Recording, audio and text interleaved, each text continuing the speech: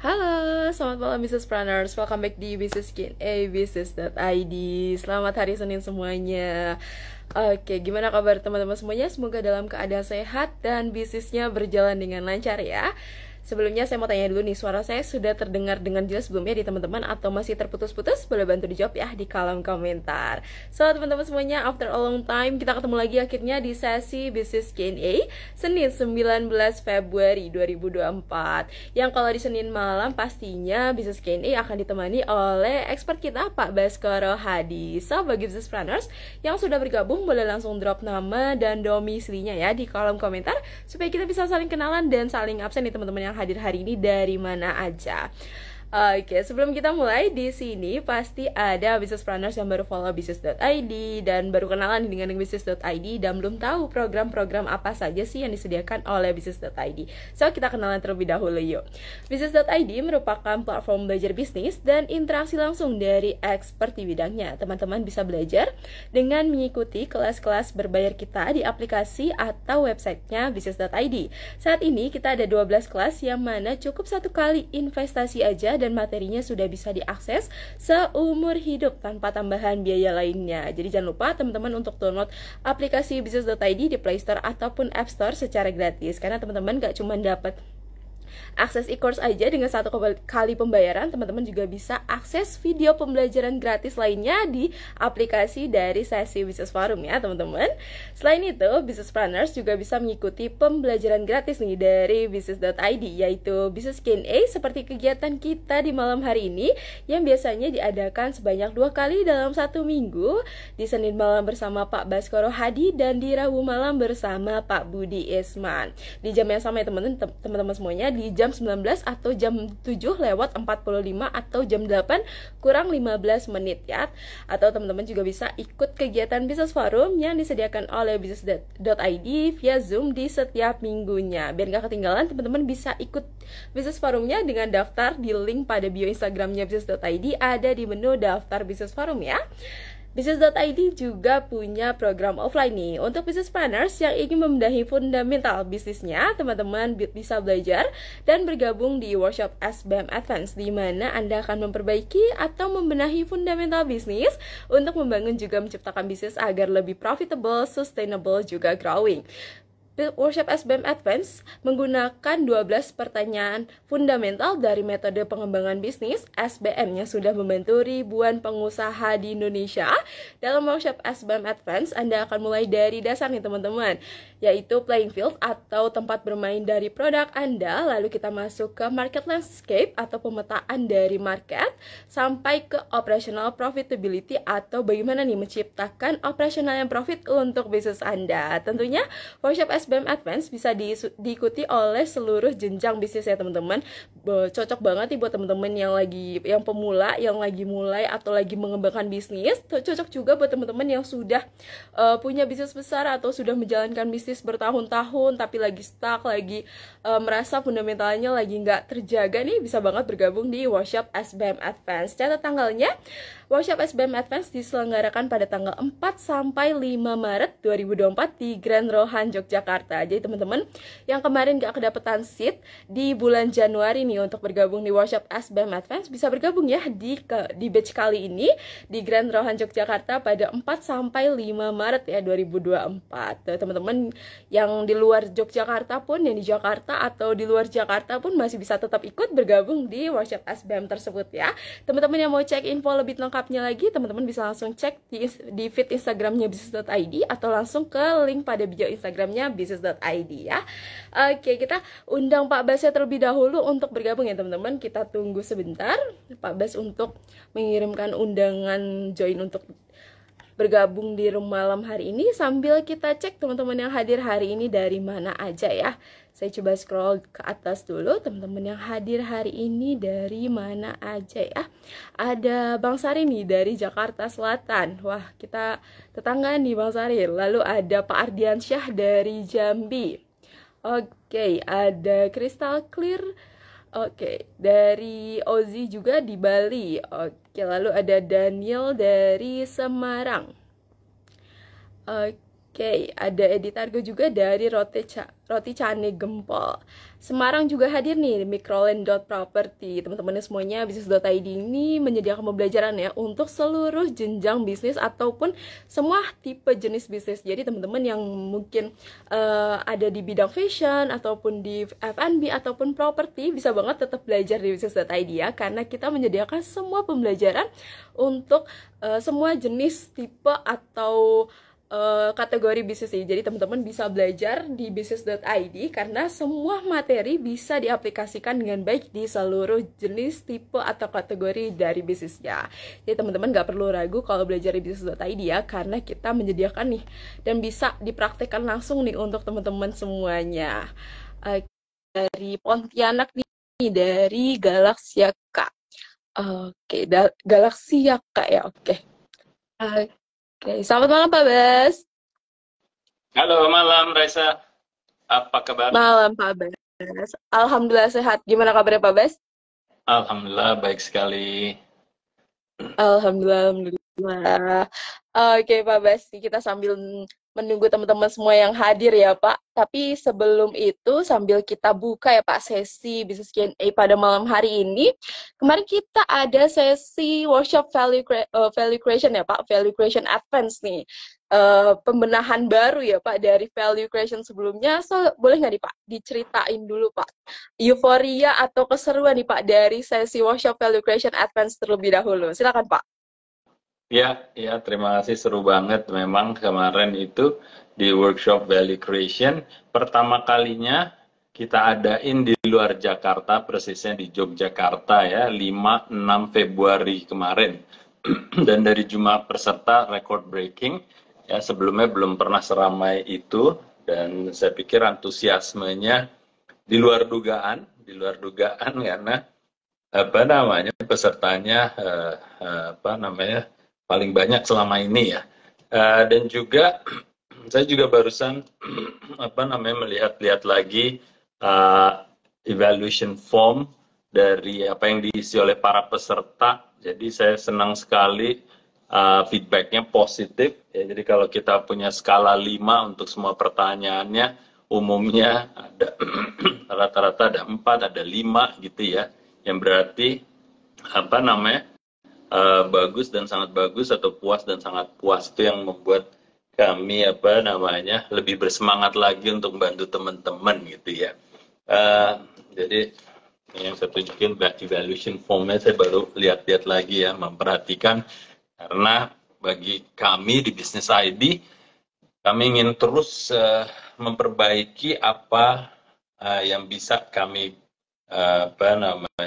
sampaikan kepada teman-teman businesspreneur, dan bagaimana bisa terus menyempurnakan sehingga materi yang kami sampaikan jauh lebih bermanfaat gitu ya. Itu hal yang saya pikir sangat menyenangkan lah. Dan juga kualitas dari pesertanya juga sudah meningkat ya, karena yang kami perhatikan itu peserta-pesertanya sudah sering terpapar dengan Business ID ya. Kami mungkin sekarang udah masuk tahun keberapa nih? Tahun ke-5 mungkin ya, dari 2018 atau tahun ke-6 ya. Jadi saya, Pak Budi sebagai founders dan para panel expert juga terus menggaungkan istilah-istilah bisnis ya, mulai dari yang mendasar sampai juga yang cukup advance dalam artian ini. Dan itu senang sekali sih Raisa, mereka bahasanya sudah udah bahasa bisnis lah kurang lebih gitu kan. Terus juga pembahasan kasus-kasusnya, penyerapannya juga sudah lebih banyak yang cepet ya, gercep gitu ya, untuk menyerapnya. Dan juga salah satu hal yang kita terapkan ya, karena dalam menciptakan value itu satu hal, tapi juga dalam satu sisi bagaimana mengaktifasi value-value itu ke program marketing dan juga program brandingnya. Terus dilanjutkan juga dengan free mentoring, sudah ada mungkin 3 grup ya yang sudah langsung free mentoring setelah workshop ya dari Sporty ID, ada Leno dan temannya dan partnernya, terus ada Hauf juga kemarin di Bintaro, terus juga barusan hari ini dengan It's Buah ya, Hapasi, Dewi dan teman-teman, pokoknya rame dah. Jadi terus terang terlepas dari itu workshopnya, tapi saya personally sangat puas dengan hasilnya ya, dan karena ngelihat kebermanfaatnya terus meningkat di kalangan businesspreneur. Itu sih Raisa. Oke, siapa Baso, teman-teman, seru banget ya ternyata workshop value creation advance ini. Jadi buat teman-teman yang mungkin ketinggalan ya Pak daftar kemarin karena kita sudah tutup juga, jadi teman-teman makin iri nih Pak, dan bisa bergabung nantinya teman-teman di sesi atau di batch kedua dari workshop value creation advance. Buat teman-teman yang mau info lebih detailnya lagi, bisa pantengin di Instagram business.id ataupun langsung cek ke event.business.id nih untuk jadwal lainnya lebih spesifik lagi ya Pak, supaya teman-teman nggak sampai ketinggalan, nggak sampai kehabisan seatnya nih. Jadi teman-teman bisa langsung cek ya.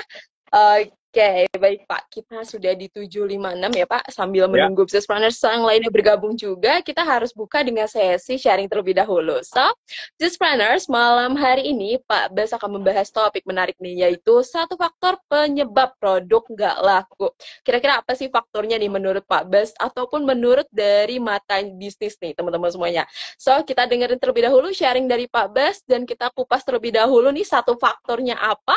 Ya teman-teman disiapin catatannya, pulpennya, siapin juga pertanyaannya, nanti bisa langsung ditanyakan di saat sesi Q&A, dan teman-teman bisa langsung drop pertanyaannya di box Q&A ataupun di kolom komentar. So, kita mulai dengan sesi sharingnya. Silakan Pak Bas. Oke. Terima kasih teman-teman yang sudah bergabung malam ini, dan khususnya buat teman-teman juga yang baru pertama kali bergabung di Business ID dan di Business Q&A, kami ucapkan selamat bergabung ya. Terima kasih sudah menyempatkan diri, dan tentunya bagi yang sering bergabung nih, ada Yuli Mega Official, thank you Yuli, selamat malam kembali. Ada Microland dari Semarang ya. Ini juga sering hadir ya. Terus tadi saya lihat juga ada siapa lagi tadi yang saya kenal, ada Mas Inal Redinal Rizky nih, CEO-nya Payakumbuh nih. Nah, kalau nggak salah lagi di KL nih ya. Oke, Inal selamat malam. Di sana udah 1 jam lebih duluan ya, jadi udah lebih malam nih. Mas Inal, Suci Ulan Sari, selamat bergabung. Terus juga ada Bang, tadi dari mana itu? Dari Jaksel ya, Bang siapa tadi itu? Ada dari Bali, ada Brothers Kebab Everywhere juga. Weh, Brothers Kebab, selamat bergabung. Terus teman-teman yang lain juga ada. Ini ada Mr. Baroto, teman SMA saya juga bergabung malam ini. Biasanya beliau dari Solo nih, nggak tahu nih. Mas Baroto ini dari mana sekarang bergabungnya. Dan juga tadi saya lihat ada yang dari Bali dan juga tempat-tempat lainnya. Selamat bergabung. Si Suka Cookies juga ini udah lama nggak kelihatan nih, si Suka Cookies nih bergabung kembali.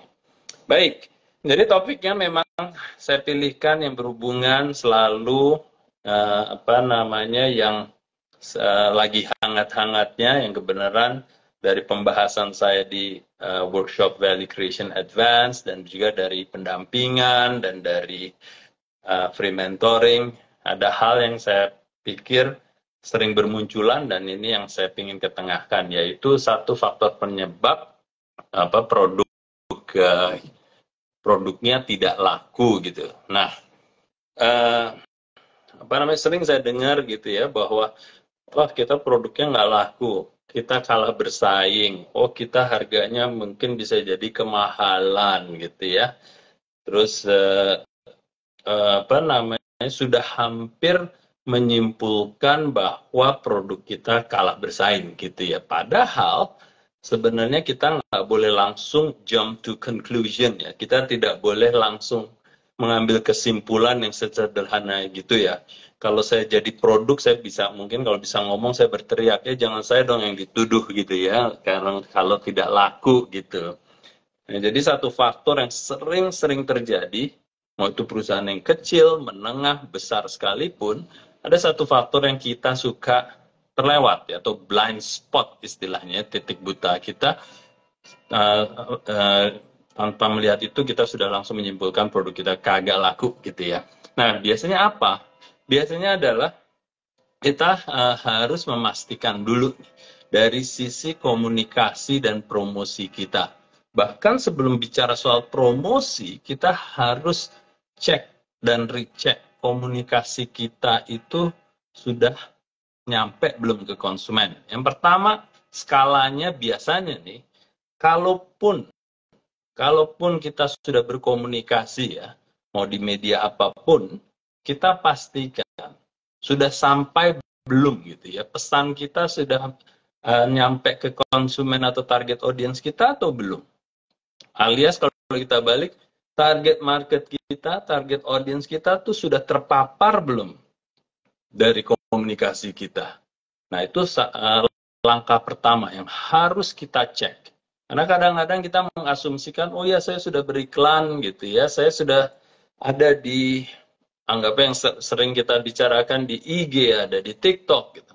Tapi rupanya bobotnya belum cukup gitu. Saya cuma baru sekali dalam sebulan ini beriklan.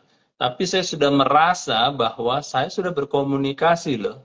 Tapi kita tidak ngecek bahwa komunikasi kita tuh bobotnya sudah cukup dan apakah target market, target audience kita sudah melihat kita atau sudah melihat dan mendengar kita atau belum.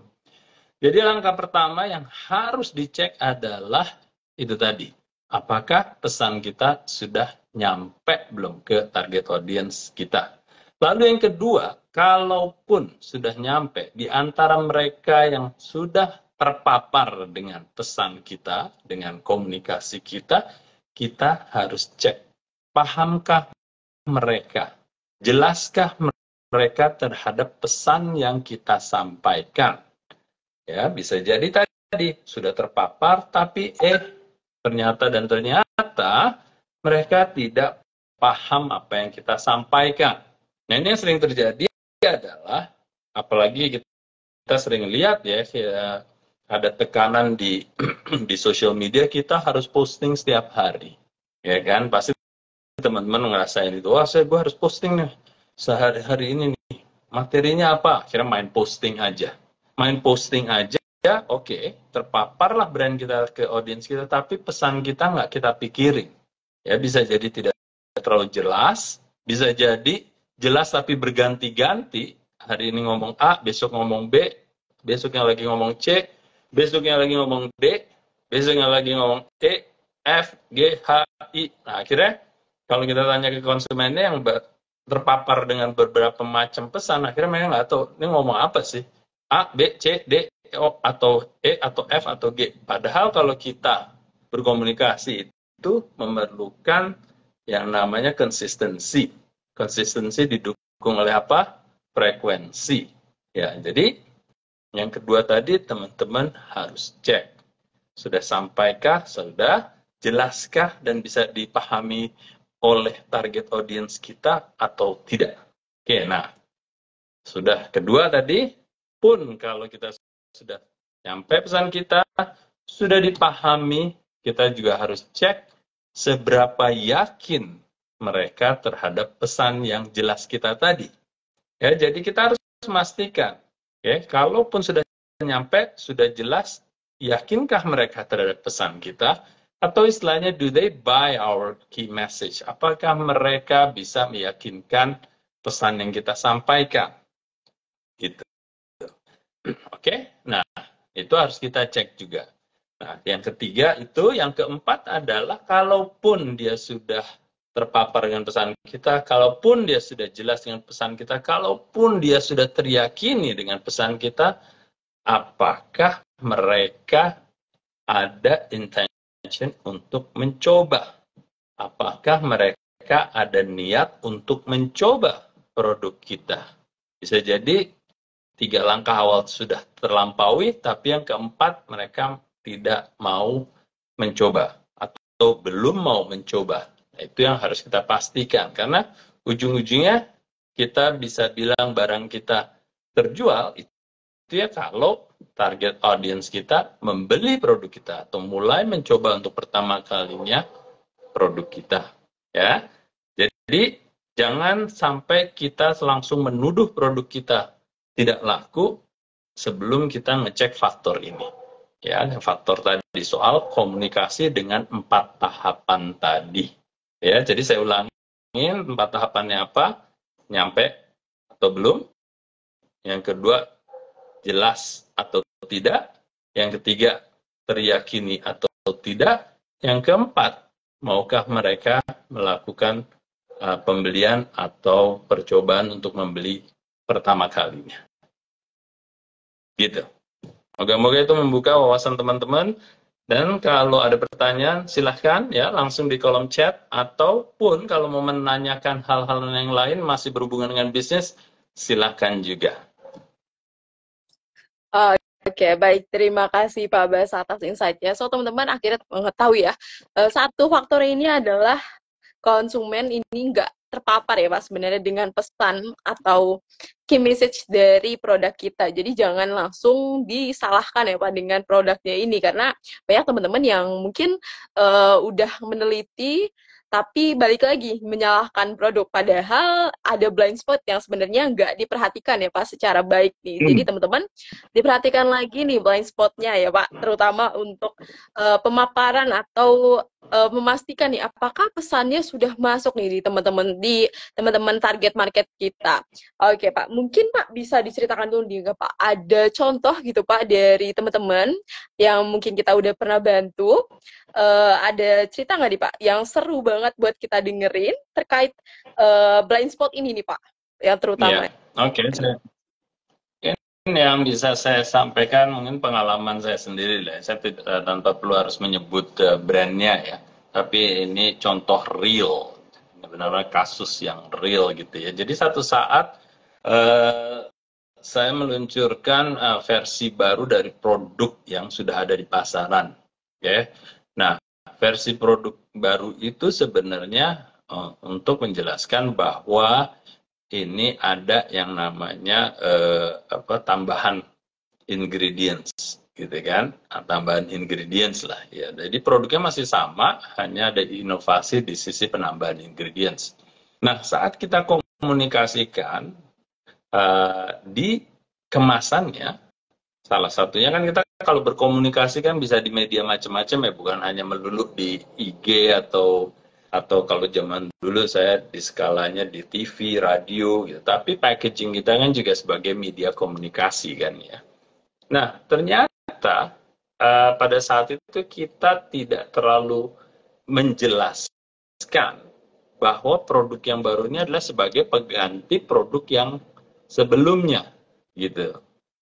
Nah, apa yang terjadi akhirnya pas giliran ini masuk ke pasar menggantikan produk yang sebelumnya, orang tidak membeli produk yang sudah direnovasi ini. Karena komunikasinya adalah ini tidak menggantikan yang ini. Akhirnya apa yang terjadi? Konsumennya masih menunggu-nunggu, oh ini dianggap produk baru, yang produk ini lagi out of stock. Nah akhirnya yang terjadi adalah produk ini nggak dibeli-beli, ya karena masih terlalu baru dan bukan bukan dianggap target marketnya yang produk yang sebelumnya. Akhirnya ini ya tidak terlalu laku, yang ininya ya karena emang sudah tidak dikeluarkan lagi, akhirnya orang tidak membeli produk keduanya ini gitu ya. Nah itu salah satu contoh di mana komunikasinya tidak nyampe gitu. Itu sudah hampir kita bilang bahwa ternyata kita nambahin ingredients itu nggak laku gitu ya, konsumen tidak tertarik dengan ingredients itu. Nah tapi setelah kita lakukan pembelajaran ya, studi, bahwa ternyata mereka tidak tahu bahwa ini adalah pengganti produk yang ini gitu. Nah itu salah satu contoh nyata yang pernah saya alami. Nah, akhirnya kita membuat ekstra atau klarifikasi ya, bukan ekstra komunikasi, tapi ekstra klarifikasi untuk benar-benar menjelaskan bahwa ini adalah pengganti ini, dan ini lebih diformulasikan dengan tambahan ingredients baru. Itu contoh yang benar-benar terjadi, dan jangan sampai ya teman-teman melakukan hal yang sama. Jadi saya pun sering cerita hal-hal yang sukses, tapi juga banyak yang gagal atau setengah gagal juga saya alamin gitu, dan itu salah satunya.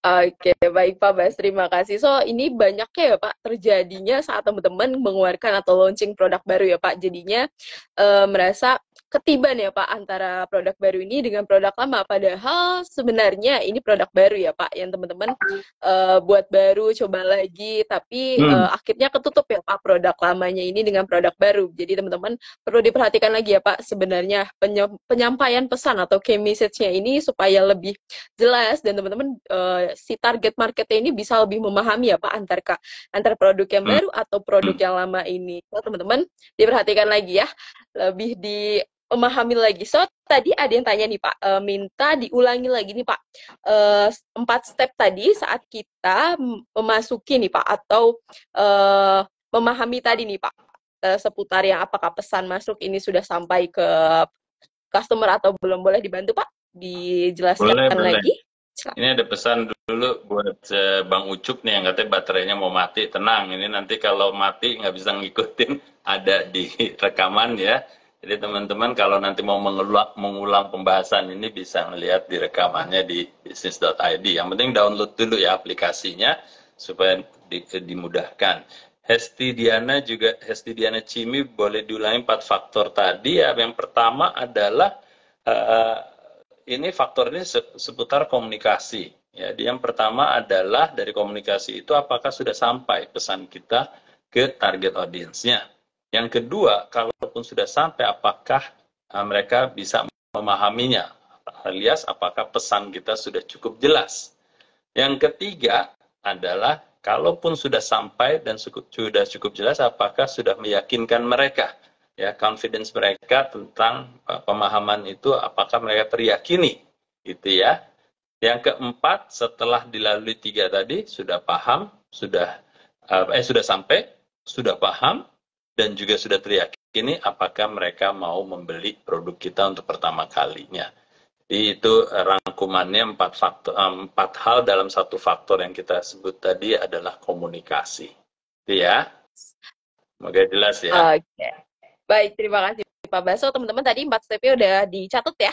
Jangan sampai ketinggalan 4 step tadi ya Pak, sangat penting nih buat teman-teman ingat-ingat, pelajari lebih dalam lagi supaya nggak sampai ketinggalan dan ada blind spotnya lagi ya Pak. Jadi teman-teman bisa pelajari 4 step tadi. So Pak, balik lagi ya, komunikasi atau penyampaian key message ini merupakan hal yang penting Pak. Lalu bagaimana nih Pak kita bisa memasukkan key message atau pesan ini Pak untuk mengenai atau memapar agar key message atau pesan kita masuk nih Pak ke customer atau target market kita? Ya, salah satu kalau kita berkomunikasi kan sebenarnya ada 2 hal yang sederhana. Yang pertama adalah kontennya, dan yang kedua adalah media yang kita gunakan. Oke, kita bahas yang pertama dulu. Kontennya, kita pastikan key message kita itu, kalau saya dulu menganut sistem istilahnya single-minded proposition. Single-minded proposition maksudnya apa? Maksudnya adalah pesan kita sebisa mungkin sederhana. Jadi single-mindedly. Jadi benar-benar fokus terhadap satu pesan itu. Jadi nggak bervariasi macam-macam, tapi satu. Ya, satu pesan itu udah menjadi kunci komunikasi. Sehingga dalam kita mendesain komunikasi, ujung-ujungnya pesannya cuma satu aja. Ya, kita mau ngomongnya gayanya kayak apa, disampaikan oleh beberapa influencer, selama itu pesannya satu, biasanya itu akan cepat nyampainya dan mudah diserap. Ya, jadi jangan, yang seperti tadi saya kasih contohnya bermacam-macam, hari ini ngomong A, pesannya besok ngomong B, C, D, E, F. Akhirnya lu pesannya apa? A kah, B kah, C kah, D kah? Nah, akhirnya nggak ketangkep sekali satu pun. Gitu. Itu contohnya kenapa kita harus punya single-minded proposition, ya, hanya satu key message itu. Terus yang kedua, yaitu tadi, kita harus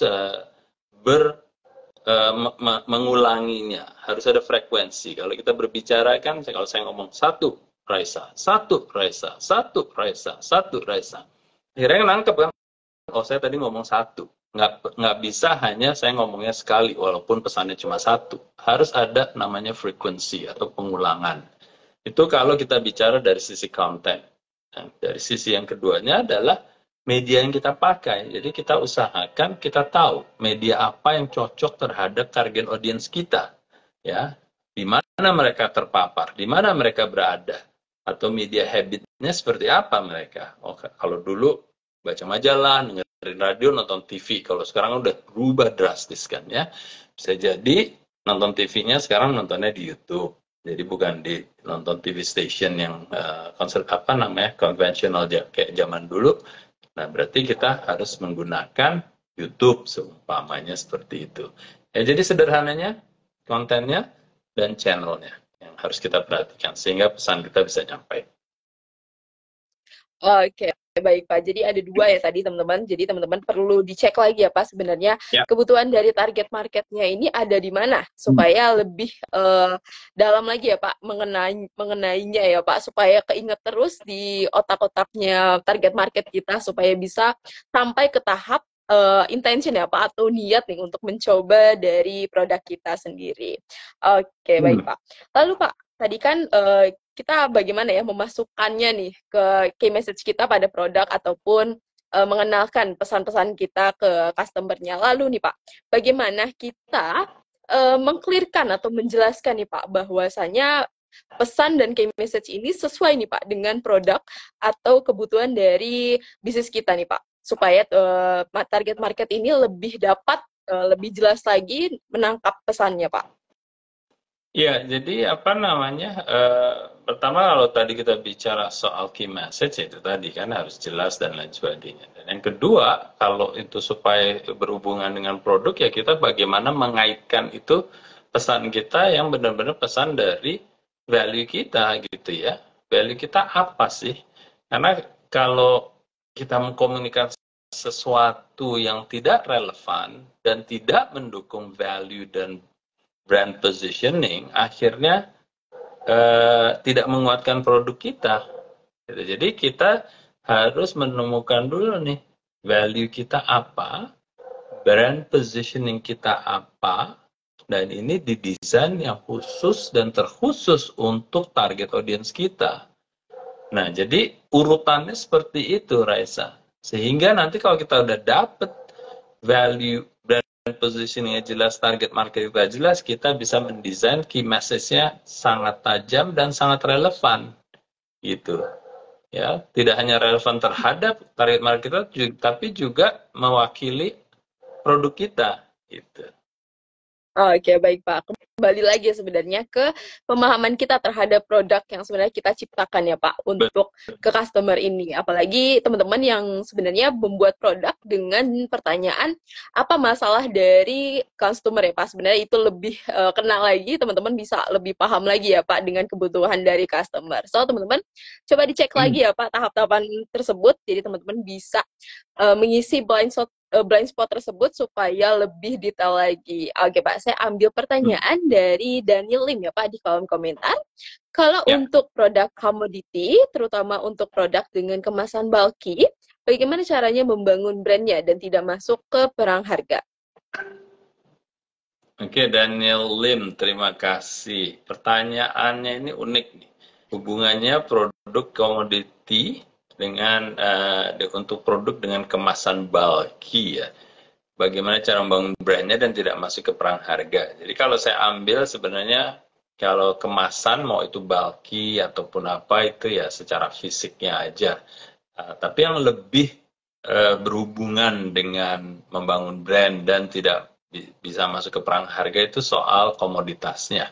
Ya, jadi pertanyaannya bisa saya saya saring menjadi gimana kalau produk komoditi ini caranya membangun brand dan tidak masuk ke perang harga. Oke.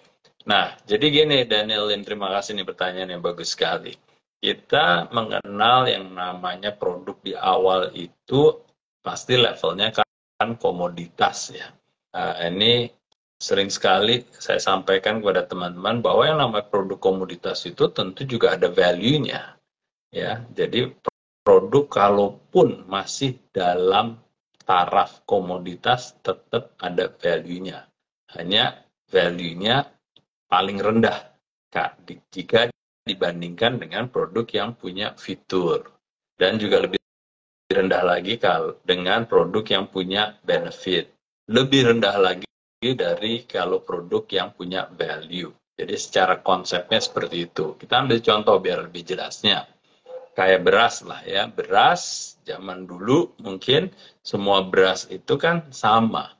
Ya, mungkin dibedakannya di sisi kemasan. Mungkin yang satu di plastikin, yang satu dikarungin, yang satu di ini. Jadi ada orang merasa persepsi value-nya sedikit berbeda walaupun masih sama-sama komoditas.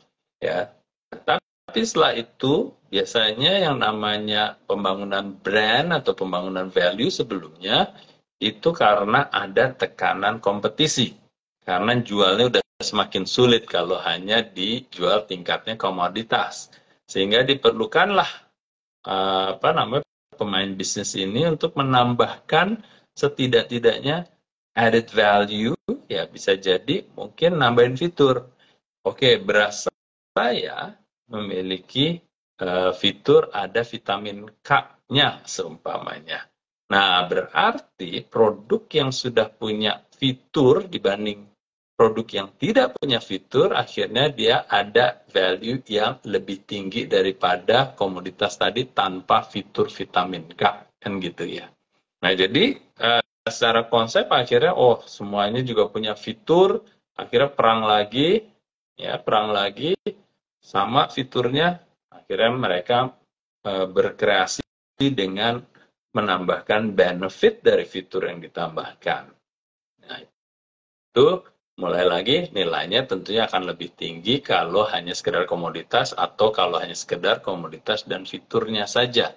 Jadi kalau dia bisa sudah bicara soal fitur dan benefitnya, nilai dia atau brand dia bernilai lebih tinggi daripada produk komoditas. Dan selanjutnya pun ya berlanjut, fitur sama benefitnya tidak cukup, kita bangun lagi yang namanya value yang lebih tinggi, ya, alias motivasi apa yang bisa kita tawarkan atau yang bisa kita tangkap terhadap target market kita.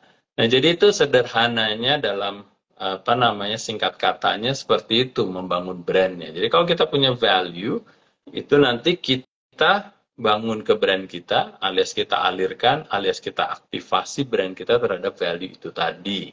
Ya, sehingga kalau terus meningkat, akhirnya kebersediaan target audience kita membayar produk dengan value yang lebih tinggi, tentu dengan harga yang lebih tinggi.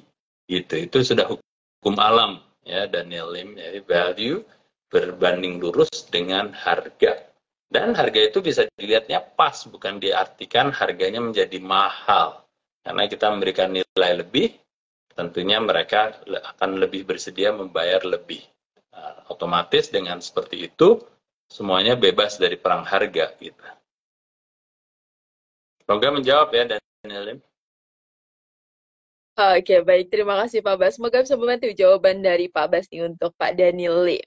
Next, saya ambil dari Yudi 2014 ya Pak, yang ada target waktu agar pesan produk kita agar diterima dengan baik oleh target market. Sorry, Raisa tadi terputus. Boleh diulang lagi? Oke, baik. Saya ulang ya Pak. Apakah nih Pak, ada target waktu agar pesan produk kita diterima dengan baik oleh target market kita? Oke, jadi biasanya kalau kita mulai mengkomunikasikan, kita mendesain itu tadi ya, pesannya dan juga media mana yang mau kita pakai. Dan biasanya cepat lambatnya dari pesan kita itu seberapa tinggi frekuensinya.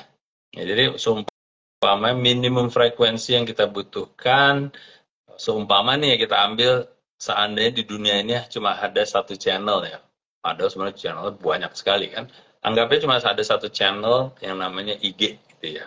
Anggap aja di situ untuk kita sedikit-dikitnya terdengar, kita perlu mungkin uh, uh, 2 kali dalam sehari seumpamanya nih. Kita harus beriklan atau berkomunikasi di IG 2 kali sehari. Nah, dengan harapan itu 2 kali sehari, nanti kita harus hitung berapa frekuensinya sehingga mereka bisa mulai sadar akan komunikasi kita.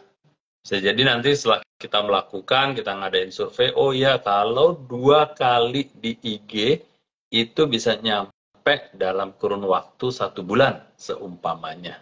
Ya, saya nggak bisa bilang untuk media tertentu semuanya sama.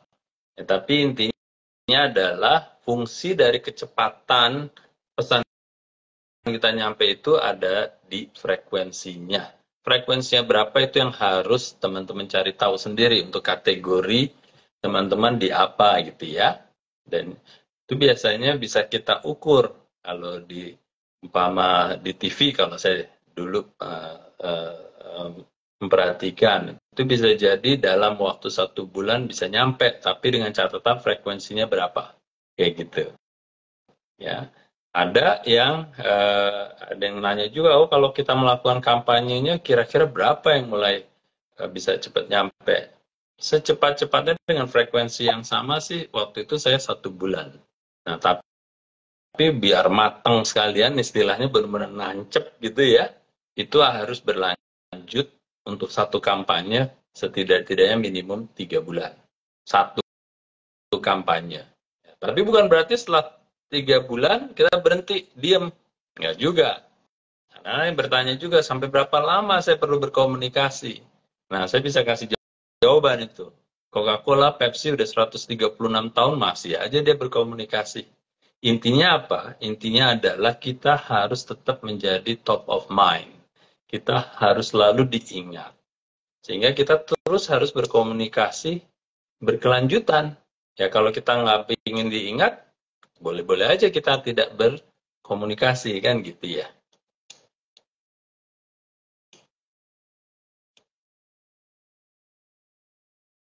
Raisa, suaranya tidak terdengar.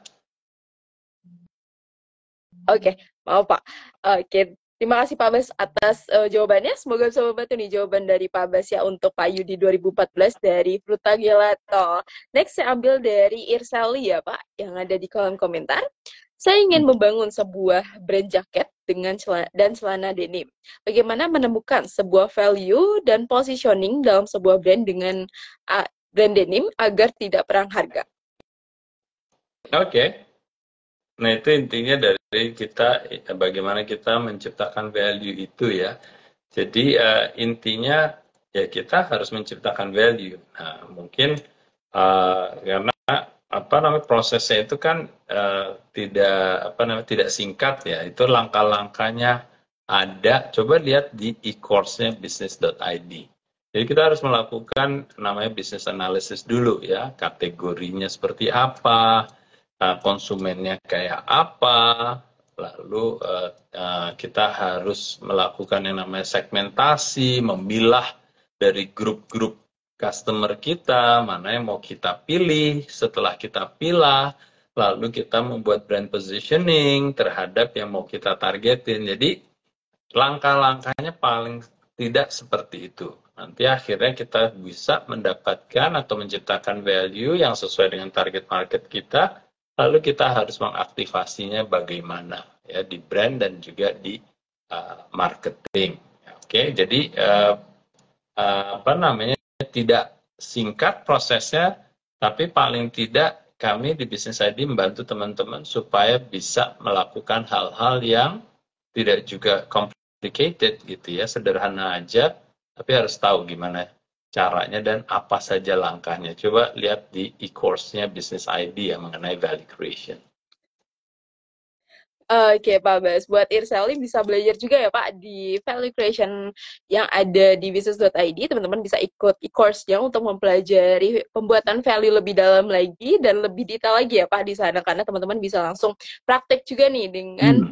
nantinya didampingi ada sesi mentoring juga. Jadi teman-teman nggak perlu khawatir mau mempelajari pembuatan value, bisa bergabung langsung di e-course value creation yang disediakan oleh business.id. So, tadi kita lanjut ya Pak, ambil pertanyaan dari Ari Kusumawardana.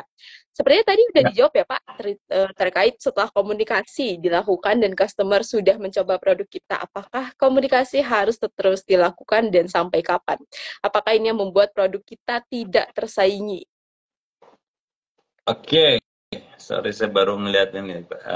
Ari, selamat. Mungkin boleh Apa namanya? dibantu ya. Saya Oke, dari Bandung nih, Roti silakan. Saho Jepang. Saya ingin mengucapkan selamat lagi atas pembukaan tokonya ya. Nanti kalau saya di Bandung, insya Allah saya coba mampir lah. Karena produknya asik banget ya, keren. Oke, pertanyaannya, Ari, setelah komunikasi dilakukan dan customer sudah mencoba produk kita, apakah komunikasi harus terus dilakukan dan sampai kapan? Apakah ini yang membuat produk kita tidak bersaing? Ya, tadi sudah terjawab. Jadi intinya selama kita ingin tetap diingat, selama kita ingin menjadi top of mind, yang selalu teringat, ya selama itu pula kita harus terus berkomunikasi. Jadi pastikan ya, nggak untuk Ari saja, tapi teman-teman sisihkan atau harus ada anggaran kita berkomunikasi. Karena dalam kita berbisnis itu nggak beda kita memiliki sebuah hubungan, ya. Kayak kita dengan teman, kita dengan sahabat, kita dengan pacar, kita dengan istri, komunikasi kita kan harus jalan terus kan. Kalau Betul. tiba-tiba kita diam, menghilang, missing in action ya kita bisa terlupakan kan, sederhananya seperti itu. Oke, jadi sisihkan, anggarkan dana untuk advertising and promotion, untuk beriklan dan untuk berpromosi. Oke? Oke, baik Pak Bas. Semoga bisa membantu jawaban dari Pak Bas nih untuk Pak Ari Kusumawardana. Next saya ambil dari kolom box Q&A ya Pak. Ada dari Hesti Diana Docimi nih Pak. Bagaimana jika produk kita sudah 4 tahun berjalan dan semakin tahun semakin turun dengan campaign yang sudah ditingkatkan? Ya, terima kasih Hesti Diana Jimmy. Ya kita harus tahu nih kenapa kok produk kita turun atau jualannya turun. Nah ini apa namanya harus kita cari tahu ya banyak apa namanya contoh-contoh yang sebenarnya bukan karena produk kita gagal atau produk kita tidak bersaing, tapi bisa jadi ya salah satu contohnya adalah distribusi produk kita nggak nyampe. Ya, kalau tadi kita bicara dan fokusnya di soal komunikasi, bisa jadi ternyata produk kita pun nggak nyampe ke hadapan customer. Gitu ya, tadi bisa jadi salah satunya mengenai komunikasinya, empat hal yang dalam komunikasi itu belum apa namanya belum kita secara sukses dapatkan gitu ya. Tapi bisa jadi bukan di komunikasinya, tapi di distribusinya, di product availability-nya. Di product availability-nya mungkin kita bilang, oh sudah ada di satu outlet, ternyata nggak nyampe ke merchandising-nya, apa namanya, tempat titik pajangnya, adanya baru nyampe di gudangnya. Ya jadi hal-hal gini terkesan mungkin sederhana, tapi kadang-kadang bisa jadi produk nggak laku itu hanya gara-gara produk itu tidak dipajang gitu lah. Kita udah melakukan semuanya, produk market fit keren banget, udah dapet, kita udah berkomunikasi tadi seperti Hesti Diana bilang sudah 4 tahun gitu, bahkan budgetnya ditingkatkan gitu ya, tapi ternyata ada hal-hal lain yang kita terlewatkan. Bisa jadi salah satunya distribusi atau product availability tadi, atau bisa jadi hal yang lain, bisa jadi mungkin packagingnya kita ganti, kita rubah, ternyata itu tidak sesuai dan dilihat negatif oleh konsumen kita. Ya, jadi intinya gimana cara cari tahunya? Ya kita cek and recheck operasionalnya kita gimana, kita cek dan sering bicara dengan customer kita atau end consumer kita mengenai produk kita, relevansinya gimana di mata mereka. Biasanya itu akan dapat jawabannya dari situ, Hesti. Oke, baik Pak. Semoga bisa membantu jawaban dari Pak Bas untuk Hesti Diana.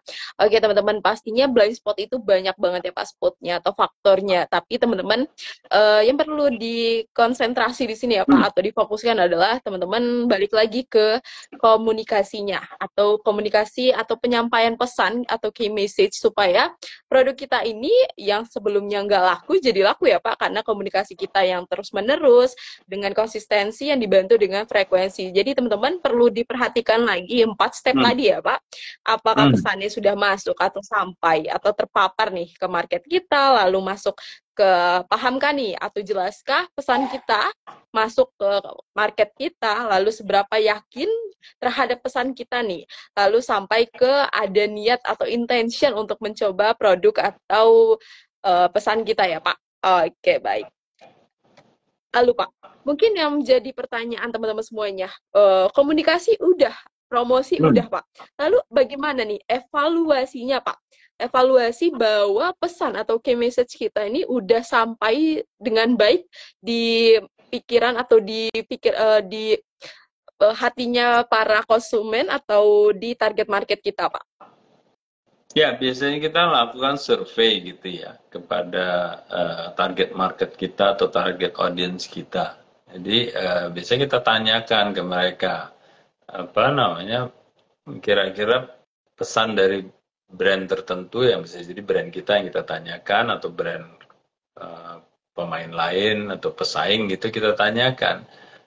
Apa sih pesan yang disampaikan oleh brand A, brand B, brand C, dan brand D? Nanti mereka biasanya bisa mengutarakan. Gitu. Dan kita tahu akhirnya, oh kita ngomongin soal apa kalau saya umpama contohnya ke dulu di Aqua gitu ya, oh kita mau menyampaikan soal ini adalah air dari pegunungan gitu. Nanti kalau kita tanyakan mereka menjawabnya hal yang lain, kita kan bisa tahu, oh ternyata pesan saya belum nyampe. Atau sebaliknya, nancep sekali mereka ngomong brand Aqua ini air dari pegunungan.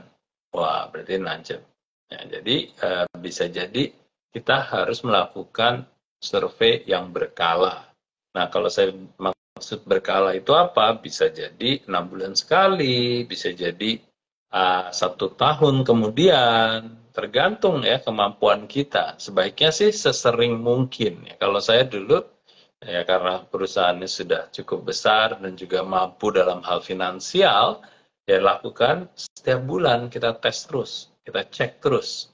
Ya, apalagi kalau iklannya baru diluncurkan gitu kan. Nah, kita benar-benar punya untuk tahu nih bulan kita luncurkan 1 bulan pertama nyampe apa enggak sih, kalaupun nyampe jelas apa enggak sih, kalaupun jelas yakin apa enggak sih, kalau enggak ya, kalau udah punya yakin mereka akhirnya beli apa enggak sih, itu kita cek ya secara berkala. Jadi kembali kepada teman-teman tergantung kemampuannya.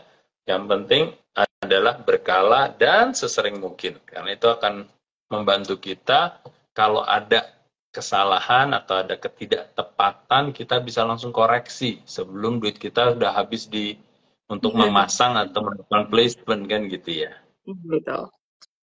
Oke, baik Pak. Sebenarnya evaluasi atau nanti kita menilainya Pak, apakah sudah terpapar market kita ini nggak mahal ya Pak, dan sebenarnya nggak butuh banyak biaya ya untuk kita mengetahui apakah sudah terpapar, karena banyak banget form online yang bisa digunakan untuk survei ya Pak sebenarnya, supaya bagaimana kita memahami lebih dalam lagi apakah sudah sampai pesan atau key message kita ke target market ataupun customer kita. Oke, lalu Pak, mungkin teman-teman jadi bingung ya Pak. Lalu apakah ada perbedaan nih Pak penyampaian atau komunikasi untuk key message kita ini antara bisnis yang online dengan bisnis yang offline? Karena banyak kan teman-teman kan pastinya menggunakan media sosial ya Pak untuk promosi atau menyampaikan komunikasinya. Tapi apakah ada perbedaan nih Pak secara jelas untuk online dengan offline Pak? Sebenarnya bedanya adalah dari target audience-nya sendiri, Raisa. Makanya kan di awal yang perlu kita pahami adalah media habit daripada target audience kita. Karena target audience untuk pakaian muslim dengan target audience untuk minuman kekinian, dengan vape, dengan otomotif, dengan itu pasti berbeda-beda kan.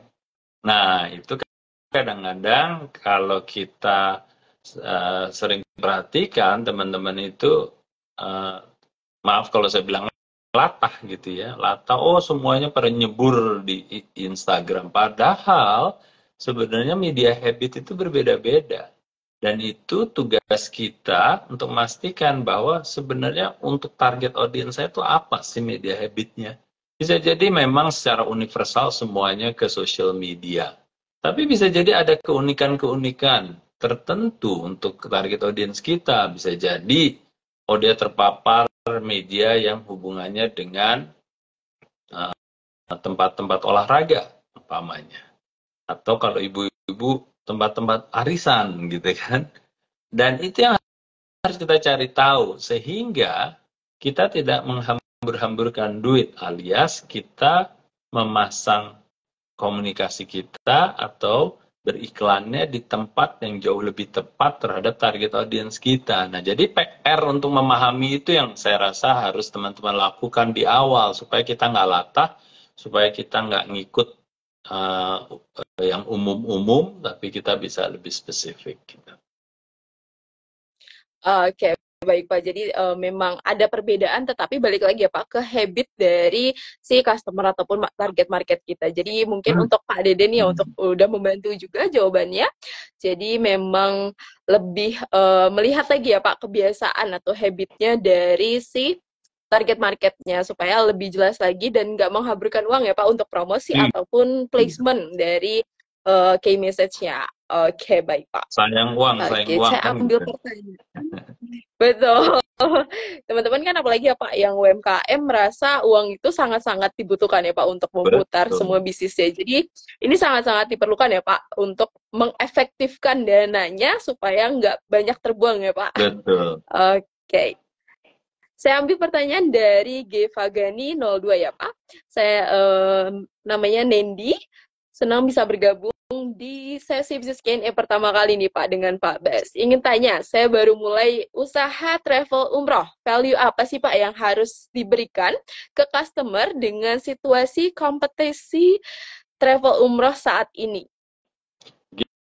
Eva Dani, terima kasih dan selamat bergabung ya Nendi ya di bisnis Q&A. Bicara soal travel umroh, value apa yang harus saya berikan ke customer dengan situasi kompetisi travel umroh saat ini? Banyak sekali yang kita sudah bantu juga banyak ya, travel umroh. Nah ini jadi sebenarnya mencari value itu kan ya, kembali ya, yang kita harus memahami kategori kita, industri kita ya di travel umroh tuh apa sih motivasinya sih, apa sih kebutuhan-kebutuhan yang berkembang dan muncul gitu kan. Jadi akhirnya kita dengan travel umroh yang lain bisa memiliki keunikan alias diferensiasi yang kuat gitu ya, sehingga kita bisa punya posisi tertentu ya. Saya kasih contoh yang sering kita ambil itu antara Pepsi dan Coca-Cola ya. Pepsi dan Coca-Cola ini kita bicara skala dunia, karena kalau di Pepsi di Indonesia itu kan tidak terlalu kuat ya, tapi kalau di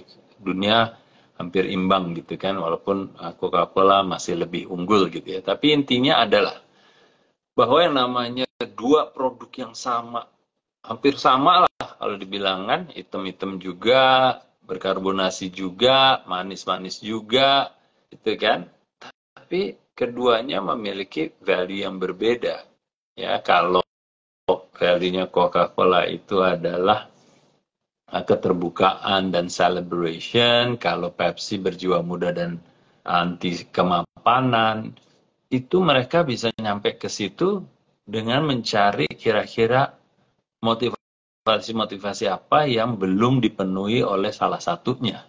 Akhirnya mereka bisa punya dua value yang sangat-sangat beda kan. Nah ini juga yang harus dilakukan oleh Nandy. Ya, saya nggak bisa langsung ya pakai value ini, kan nggak gitu ya. Penciptaan value itu harus ada prosesnya.